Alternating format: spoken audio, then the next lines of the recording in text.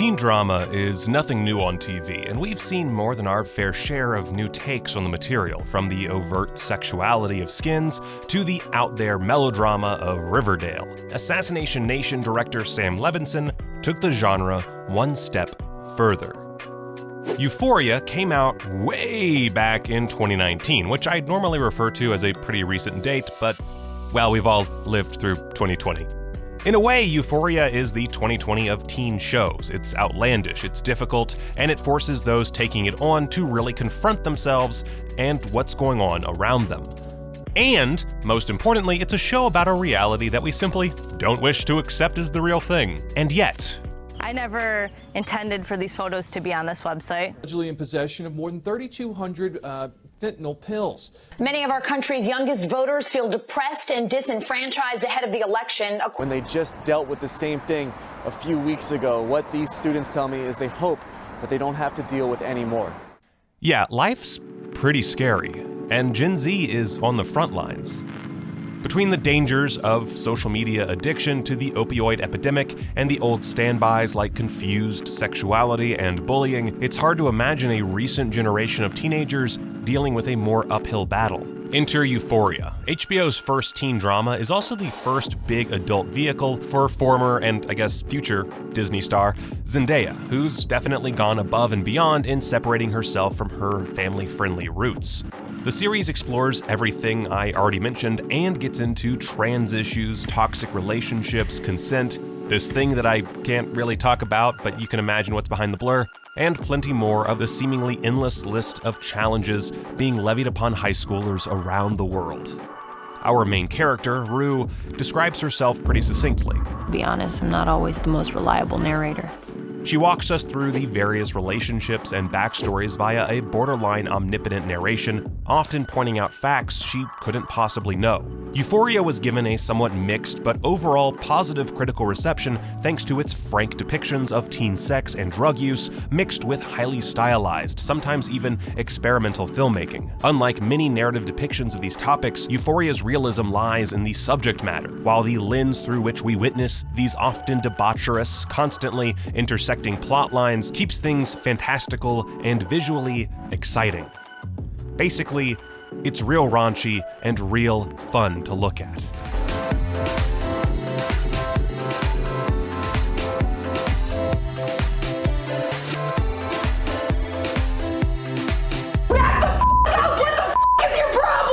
Euphoria's most important element, though, which it shares with several of its teen drama predecessors, is that it's uncomfortable. Creator Sam Levinson is the son of film director Barry Levinson. Sam has had a pretty outlandish life, befitting a guy who would go on to make a show like, well, Euphoria. According to his own account, he spent the majority of his teen years in hospitals, rehabs, and halfway houses before a final check into rehab at the age of 19. While there, he happened upon a single sentence in an unnamed book that changed his life.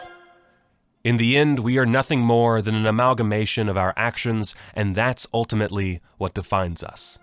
From there, he pushed himself out of addiction. Eventually, through hard work and determination, he sobered up and has remained sober for well over a decade. Oh, also he dated Ellen Barkin, which has nothing to do with this video, but damn, that's pretty cool. Anyway, Levinson directed 2 films before HBO handed him his own series, with his second, Assassination Nation, having a lot of similar themes, as well as a shared cast member in Maude Apatow, who plays Lexi, who is perfect. After a positive critical reception at Sundance, Levinson's indie darling led to a meeting with HBO executive Francesca Orsi about doing a remake of the Israeli teen drama show Euphoria. Aside from an immense budgetary increase and Levinson's directorial vision, the big difference between the 2 versions is that the Israeli show, which came out in 2013, was about teens in the 90s, Gen Xers, as opposed to the current Gen Z. Oh, also it was based in Israel. I guess that's also a big difference. The meeting with Levinson was by all accounts pretty straightforward. She wanted him to bring his experiences into the writing process and produce a script that would feel raw and emotional. He did so, and bada bing bada boom, he had the job. His take was, quote, to capture that kind of heightened sense of emotion associated with youth and the relationships that teenagers embark on, and to do so through the eyes of the current generation. You're abusive, psychopathic. Most of the time, I really hate the way you make me feel. Here's how Levinson explains it. What's different about this time is that, at least pre-internet, there were more similarities between one generation and the next. And now, I think that gap has grown in a very significant way. I think part of what's so difficult to try and navigate the world at this age right now is there is no map. He went on to say that he hoped the show, quote, opens up a dialogue between parents and their children. Now, if you're well versed in teen drama, then you're probably thinking, hey, this sounds great and all, but what's to separate this show from TV dramas like Skins or movies like 13? Well, it comes down to three major elements: the visuals, the subject matter, and the reach. Levinson has created a show that is uniquely his. Inspiration for the look of Euphoria came from the photography of Todd Hito and films like Magnolia, which, while juggling multiple storylines, manages to keep its structure from getting too out of hand. That Hito pull is really hard to miss once the connection's been made, and the show's mix of neon lights, surreal imagery, and sense of constant motion pushes it well beyond the usually minimalist aesthetic of this kind of show. Typically, the production team will try and replicate life as closely as possible, but Levinson is more interested in pushing the medium as far as he can and replicating emotion rather than the physical reality. Sure, Euphoria is dealing with real issues facing real teens, but it abandons the traditional realism in favor of a new, exciting approach. This has led to some critics bemoaning the show's supposed lack of depth in favor of visual spectacle. The flashiness and in-your-face nature is certainly a lot to take in, but I think if you consider that emotional tone Levinson is striving for, and the fact it's all being narrated and therefore seen through a lens outside strict reality, it's pretty obvious that a lot of thought has gone into how to get across these characters' mindsets through exploiting the medium as much as the production can. TLDR, visual medium is visual. A lot of movies and shows about teen angst contend with bullying and partying and drug use, but oftentimes they feel like they're written by, well, Hollywood writers trying to be controversial or perhaps even to romanticize the subject matter. 13, My So-Called Life, and Skins, among many others, certainly go the extra mile and rank among the very best of their genre. Euphoria tries things a little differently by focusing on Gen Z, whose teen years haven't really been properly examined, simply because they're still in the process of entering and experiencing high school. For those who don't know the definition of Gen Z, it's the generation after millennials with birth years between roughly 1997 and 2012. What defines Gen Z most is their attachment to technology. Never before has a generation been so completely inundated by constant stimuli, or so exposed to the world. Back in my day, people weren't recording seemingly every waking moment. Now we have teenagers with unprecedented access to all kinds of debauchery and a quick and easy road to public embarrassment and persecution to go with it. Every storyline in Euphoria deals with the internet and one other very important theme to varying degrees.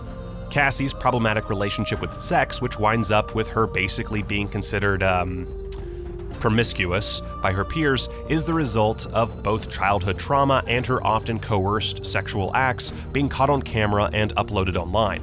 Her relationship with McKay is compromised by this mass knowledge, and while it's not the singular reason for his emotional distance or her terminated pregnancy at the tail end of the first season, it's a big factor. Kat's journey into the life of an underage cam girl is pretty straightforward internet-based drama and easily the most weakly told story of the bunch, although even then it has plenty to pick apart. Her need to be loved for who she is and becoming intoxicated by the attention of weak men online is one of the most relatable conflicts for the majority of people, even if you're not putting on a cat mask and insulting perverts for money. Isn't this basically just an extreme mutation of what most people are doing on TikTok?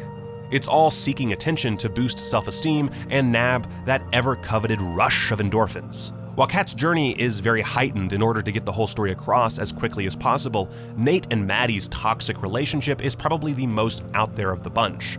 It is again based in a reality. Young people putting immense importance on a relationship that, in the grand scheme, really doesn't or shouldn't deserve such extreme attachment. These are two people who are connected through a borderline sociopathic lust for their endgames. Nate wants total control, and Maddie gives it to him so she can basically get a free ride through life. Their motivations are part of the more melodramatic aspects of the show, and Nate in particular is basically a cartoon supervillain for most of the season. His nefarious machinations are basically just a hyper-stylized version of the kind of behavior many so-called toxic men will engage in just to get their way. Both Maddie and Nate use technology to their advantage, with the latter using an impractically elaborate catfishing scheme to force Jules to do his bidding in maybe the show's most unbelievable confluence of events. Our main character, Rue, is oddly enough probably the one with the least notable connection to technology. Her whole thing is that she's a drug addict, and naturally Levinson injects his own story into hers more than any other, creating a through line with her recovery and relapse. Of course, this gives us a great look into the world of opioids, and more specifically, fentanyl, which have become some of the worst epidemics to plague the country.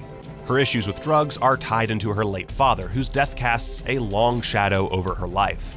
Parenting is another big part of Euphoria, something missing entirely from its Israeli predecessor. It's a primary drive behind many of these characters' lives, with Cassie's own father having a serious drug addiction that leaves a big impression on her and Maddie's parents' dysfunctional, borderline non-existent relationship, informing her pessimistic view of the world. Of the whole cast, Nate is probably the one most damaged by his upbringing. His father, Cal, easily plays the biggest part out of all the adults in the show, and his sexual proclivities have seemingly rubbed off on his son in the worst way. Anyway, back to Rue. In the end, the heart of the story is Rue's addiction, from her overdose through her recovery, and ending with a very dramatic relapse that's just dripping with symbolism. That relapse is a direct result, at least in part, of her relationship with Jules, and while Zendaya is certainly the big name of the show and her story is the central plotline, Jules is the most notable character, if only because of her casting significance. See, Jules is played by Hunter Schafer, an actual transgender woman and activist and model whose agency suggested that she auditioned for Euphoria. Obviously, she got the part, and it's easy to see why. I just moved here. I mean, right. She brings a lot of real-life experience to the table, and it informs her performance in really exciting ways. She feels like a real teenager, and the way Levinson only calls attention to her being trans when it's necessary is something I haven't really seen before, especially in a medium that's so excited to exploit any outsider narrative. As Hunter has said in interviews, it's refreshing that her story begins with the transition side of things being resolved. We do get a look into her youth and what led to her transition, as well as the messy relationship with her mother and how that probably led to her heightened sexuality, but in the end, she's just a teenage girl with teenage problems. Of course, all sorts of indie movies and TV have gone to visual extremes and shown some pretty sketchy moments, but that's the indie field. Euphoria stars Zendaya and has both the budget and reach of HBO, a channel that tends to produce some of the most widely talked about TV shows in history. This brings us to something I've touched on a bit: parents. Euphoria is really a show about the effects of parenting and technology on Gen Z teenagers. It's also a part of a platform enjoyed predominantly by adult viewers. Parents pass traits and issues onto their children, as this show demonstrates several times over. And the hope at the heart of it is that both teenagers and their parents will be forced through Euphoria's aggressive, stylized tactics to come face to face with these issues. Euphoria is not going to be for everyone. At times, it's almost too extreme, to the point of self-parody, in its attempts to place all of these intense issues into a friend group this small. Seemingly everyone is engaged in a parent's worst nightmare. Well, except for Lexi, because she's perfect. Be it teen pregnancy, drug use, or becoming an online dominatrix. Levinson's experimental style mixes these into a nightmarish kaleidoscope of high school excess that, for those looking for a more restrained approach, will be a definite turnoff. And yet, when you really consider the stories on display and how his approach conveys the emotional extremes teenagers encounter in the real world, it's hard to deny that not only is this a brilliant Gen Z teen drama, it's also reinvented the genre for that same group.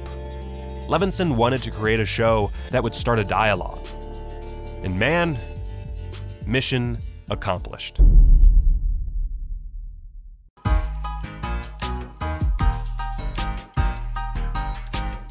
Hey guys, Michael here. Thanks for watching my little video essay thing. There's a ton more I could have dug into with Euphoria, so I highly recommend checking it out if you haven't already. If you want more content like this from Screen Rant, don't forget to like and comment below.